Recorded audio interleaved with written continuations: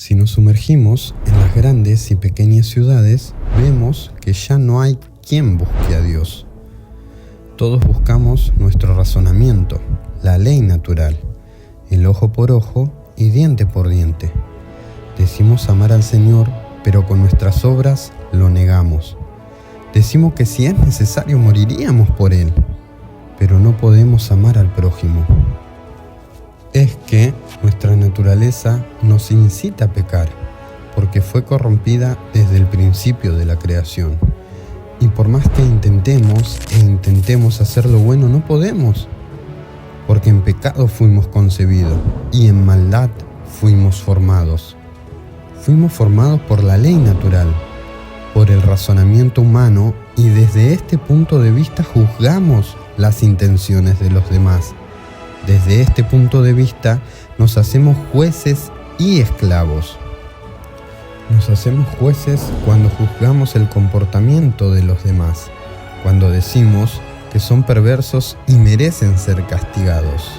Pero no nos damos cuenta que con el mismo juicio también vamos a ser condenados, porque la justicia de Dios está preparada para todos los que practican el mal y detienen la verdad con su perversión. Sí, tú que juzgas a los demás, ¿no te juzgas a ti mismo?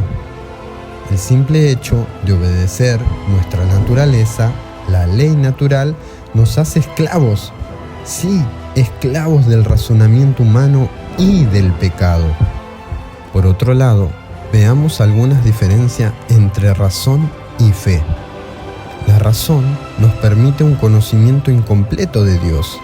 La fe amplía a la razón el conocimiento de Dios. Según algunos eruditos y estudiosos de la verdad, dicen que la razón tiene 5 vías para conocer a Dios.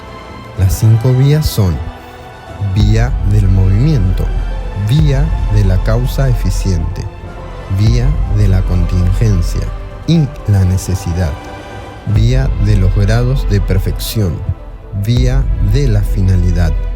Estas 5 vías son argumentaciones que se encuentran en la Suma Teológica escrita por el teólogo y filósofo del siglo XIII Tomás de Aquino. El objetivo de estas vías es demostrar la existencia de un solo Dios como el de la tradición judeo-cristiana. Cada vía es un proceso lógico que conduce al conocimiento de la existencia de un ser supremo, que es Dios. Para comprender las 5 vías es importante considerar el contexto en el que se formularon, los antecedentes en los que se basan y las consecuencias de sus demostraciones. Por otro lado, por medio de la fe, podemos conocer más de Dios. Por ejemplo, Dios es amor. Dios es justo. Dios es bueno. Dios estaba en Cristo reconciliando consigo al mundo. Ahora bien, ¿por qué le comparto todos estos audios o con qué fin?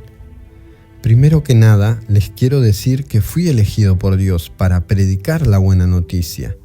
Dios prometió esa buena noticia hace tiempo por medio de sus profetas en las Sagradas Escrituras.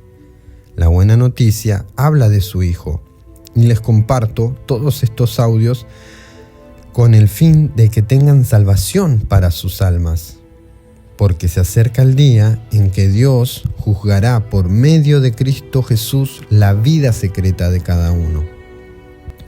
No importa si somos cristianos o ciudadanos del mundo libre, porque todos hemos pecado y nadie puede alcanzar la meta gloriosa establecida por Dios. Y Dios, en su justicia, no permitirá que los perversos y malvados entren en su reino.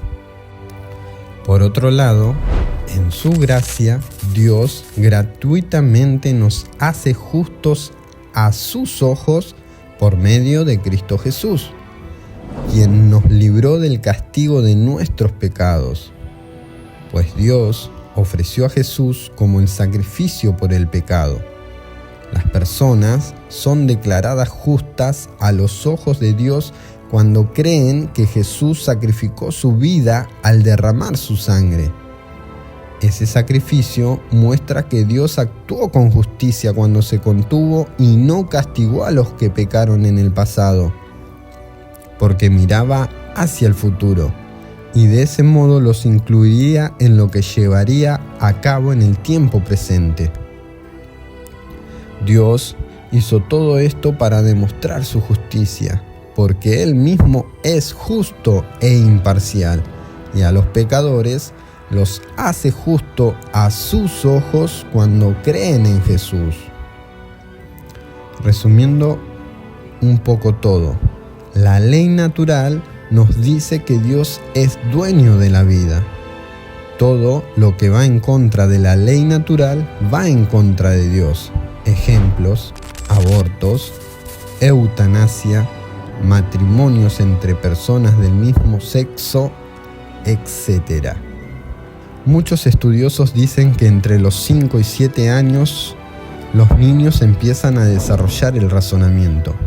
Dicho razonamiento es un proceso mental que nos da la facultad para juzgar entre lo bueno y lo malo, que permite resolver problemas, extraer conclusiones y aprender de los hechos. Este razonamiento nos hace entender que lo más importante es la vida acompañada de la ética y la moral para lograr la felicidad. No obstante, para la mayoría de los pensadores y o estudiosos de la verdad, dicha felicidad no se puede lograr. Ellos decían que la felicidad es el gozo de la verdad, y no puede ser dichoso quien no posee lo que ama, pero dichoso es solo quien posee lo que quiere y no quiere nada malo. Esto quiere decir que no hay felicidad verdadera si no es eterna. Por eso, es solo Dios y no los bienes temporales los que nos pueden hacer feliz.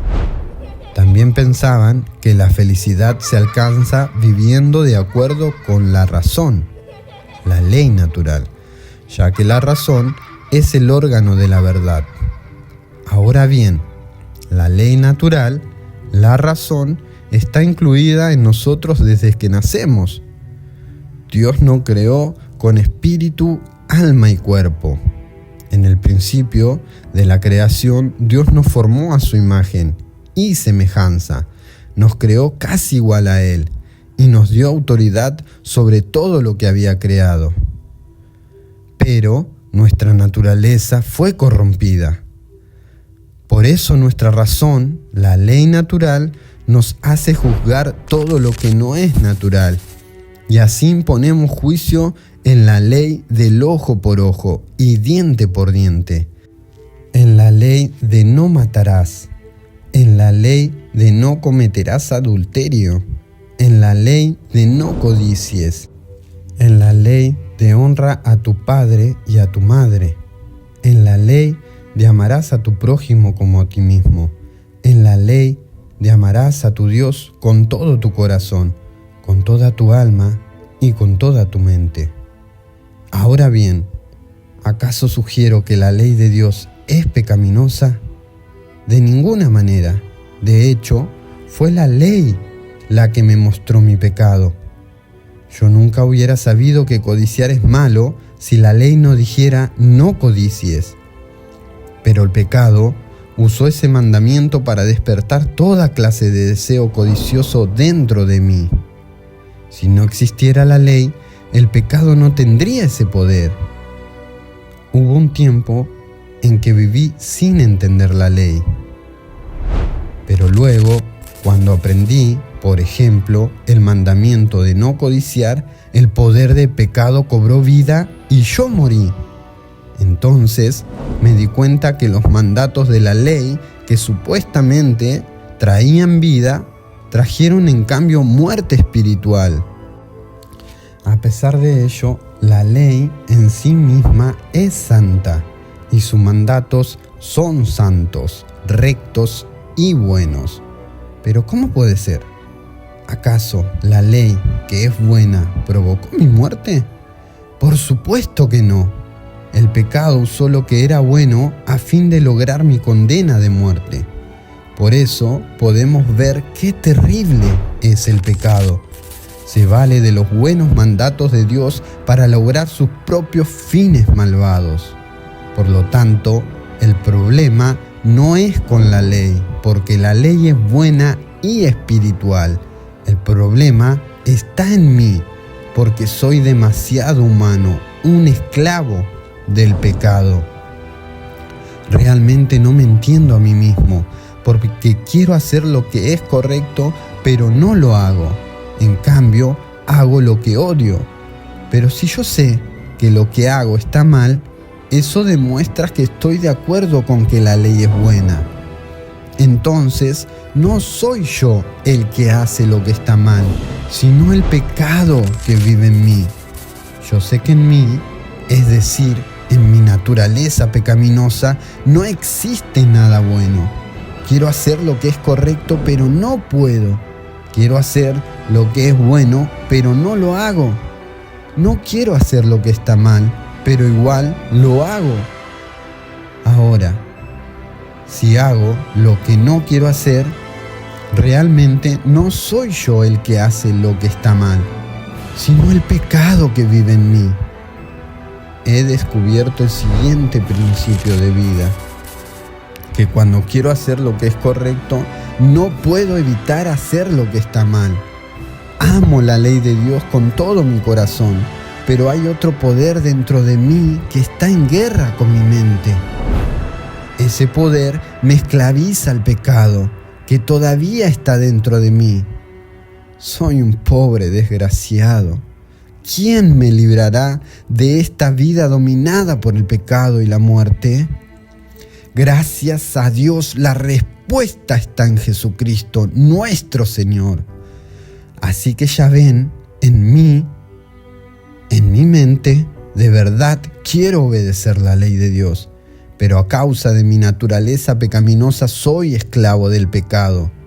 Somos esclavos de la ley natural, de nuestra razón, porque en nuestra mente queremos obedecer a Dios, pero al ser guiados por nuestra mentalidad humana, solo buscamos satisfacer lo humano, el ojo por ojo y diente por diente. Les recuerdo que yo nací en un hogar cristiano. Desde mi niñez aprendí en razonamiento lo que a Dios le agrada, pero al crecer intenté con todas mis fuerzas agradar a Dios. Intenté obedecer la ley de Dios. Intenté congregarme en una iglesia, en una institución religiosa. Intenté servir a Dios con todas mis fuerzas. Hacía ayunos, iba a las oraciones, pero veía que mi matrimonio se estaba destruyendo. Veía que mi familia se estaba destruyendo. Veía que mi economía se estaba destruyendo. Entonces me preguntaba por qué pasaba todo esto. Si yo quería hacer lo bueno delante de Dios, quería cumplir con todas las exigencias que la iglesia me dictaba, de obedecer a Dios, de hacer ayunos, de servir a la institución religiosa, pero nunca podía alcanzar la meta gloriosa. No quiere decir que ya la haya alcanzado, pero me di cuenta que la meta gloriosa no se alcanza con esfuerzos humanos. No sirve de nada ir a una institución religiosa de lunes a lunes o varios días seguidos si nuestro corazón no cree. Entonces, ¿cómo podemos hacer? Porque verdaderamente en nuestra mente queremos obedecer a Dios, pero no lo podemos lograr. Esto quiere decir que no sirve de nada obedecer la ley si no creemos en Jesús. Si no creemos que Jesús vivió, murió y resucitó, no sirve de nada, porque de hecho, la única forma de poder obedecer la ley es que no haya una ley para obedecer. Entonces, cuando nosotros creemos en Jesús, ya no vivimos bajo la ley, vivimos bajo la gracia. Esto quiere decir que Dios, por su justicia, nos hace justo ante sus ojos solamente por creer en Jesús. No necesitamos nada más que creer, y Él nos va a quitar la naturaleza pecaminosa y nos va a llenar con su espíritu. Esa es la voluntad de Dios, y la verdadera obra que Dios quiere que hagamos. Que creamos que Jesús vino a la tierra, vivió, murió, resucitó y pronto volverá. Y Él nos hizo verdaderamente libres. Así que ahora, mis queridos amigos cristianos y ciudadanos del mundo libre, les quiero decir que crean en Jesús. Esta es la única forma de ser salvo y justo delante de los ojos de Dios. Es por medio de la fe en Jesús y no por obedecer el razonamiento humano y la naturaleza pecaminosa. Es creer, no juzgar. Que la paz de nuestro Señor Jesucristo, el amor de Dios y la comunión del Espíritu sea con todos nosotros.